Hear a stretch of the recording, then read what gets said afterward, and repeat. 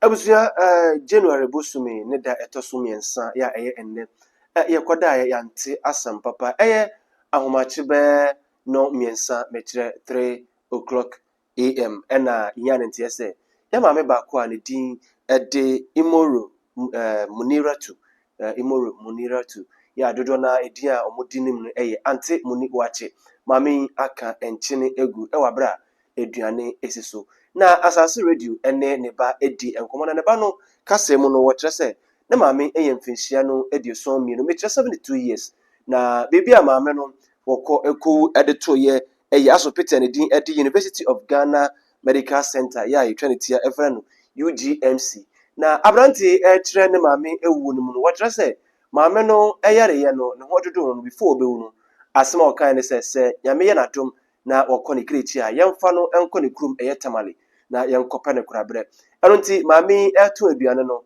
ne ho adodo ne kakra bebi omudi kan ede ne koye ya ne ba no esusu se ho na owu ni nada ehyaase efriye Senate for hospital baako ho na ne ba no esusu se enduro omode maame no na eku maame no eno nti ne ba no kire se ne maame korada ebra na oda ho no na osusu se yeyin no influence nduro a omode ekọ no widie mu no na wo fa ye omo papa ya omoyi no efri ho edne call sa University of Ghana Medical Center etwanity efra no UGMC no na maami okọ ekuye na obewu no na okire ne mase omomfa no nkọ tamale enko pa ne kurabre se nyame adum na okọ ne krechia na ebusua maami atona nanom ensedo yante asam papa nanso no yankopon emfa ne kra ensi na omfa onchichire ebusua nso ewrem maame Auntie Muni Waakye ne wo echi na omanfo mo wo enkran ene ne potem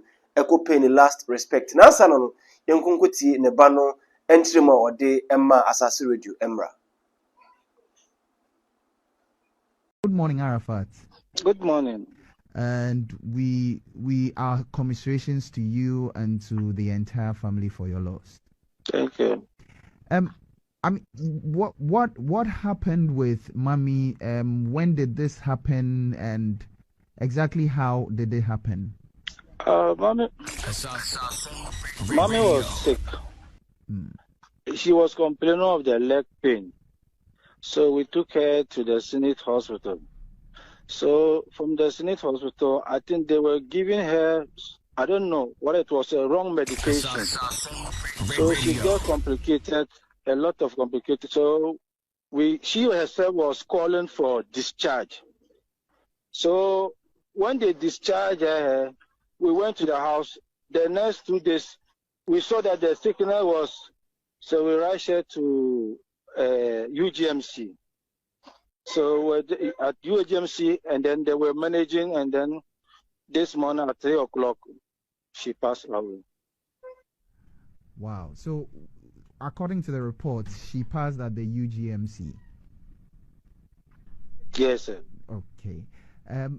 We know Mommy was Muslim, and so in terms of her burial, the arrangements will be expedited. What are the plans to give her final She said when she died, we should take her to Tamale and go and bury her.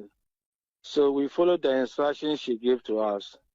So this month we are preparing to take her to Tamale for burial. And has the family met on the arrangements for the final adua that will be held in her honor? No, unless after burial.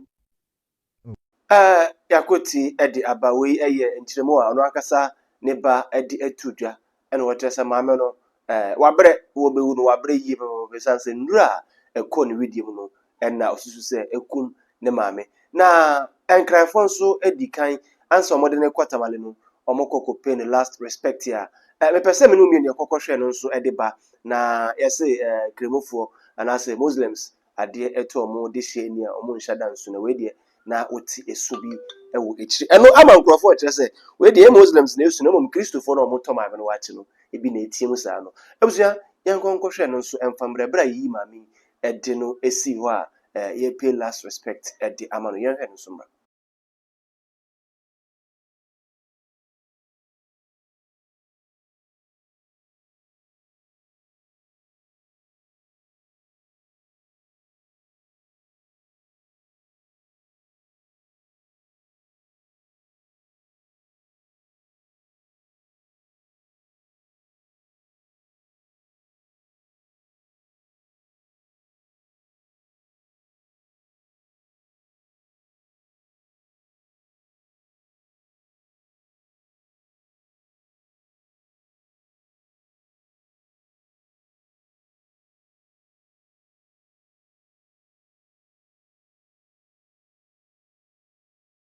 after say yede mami ebe to pay the last respect no mami nka kakra Auntie Muni Waakye unim say mami oye Waakye sella mami a waton Waakye ache wo my Ghana obodi dia laboni dia enkran ne Ghana wiase afa na bebiada obiada enim Auntie Muni Waakye ameka na asemu na omanfo ekra na Waakye de kwa abrochire ni ade na yewura Dr. Mahmoud Bawumia mami nka kakra Dr. Mahmoud Bawumia ne coding system bi a wotra say obetimi ato aduane de code ne tuane ade no mami eho na eko try ya nada enim Auntie Muni Waakye ene Dr. Mahmoud Bawumia say omo eye namfo na papa yi eti ye no ene wotra say ade no ene ya enti no oba ebetroy de to ho say indeed we belongs to Allah and indeed to him we return.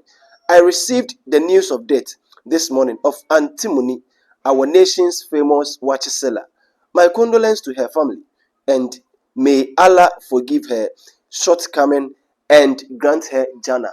We Dr. Mahmoud Bawumia on also the condolence message ya ode Emma ebusuafo. Na enwechi no ena that screen so a make kind na won so wo kan.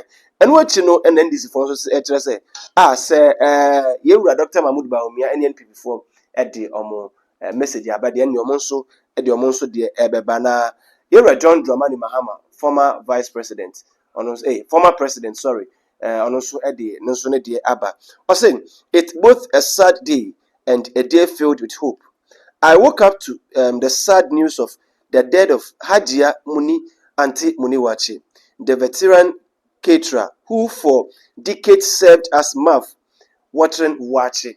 That's what just na Waakye na de was serve ya na na de what no mamentro so enfam say as I transited through Tamale on my way to my hometown Bole, the city was agog and filled with excitement at the start of young chef Failatu Abdul Razak attempt to break the world Guinness record for the longest number of hours spent cooking.